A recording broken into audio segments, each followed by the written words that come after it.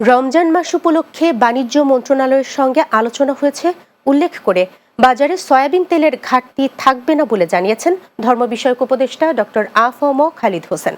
দুপুরে সিলেটের আলমপুরে বিভাগীয় কমিশনারের সম্মেলন কক্ষে ইসলামিক ফাউন্ডেশন আয়োজিত অনুষ্ঠানে তিনি এসব কথা বলেন।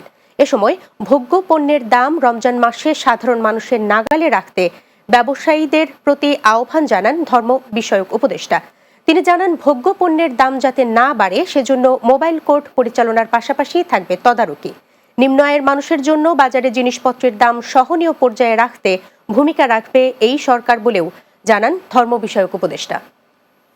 সবসময় উপদেষ্টাদের সাথে বৈঠকে রমজান মাসে যাতে নিত্য ব্যবহার্য দ্রব্য সামগ্রী জনগণের ক্রয় ক্ষমতার ভিতরে থাকে এ ব্যাপারে আমরা সরকার অত্যন্ত সচেতন।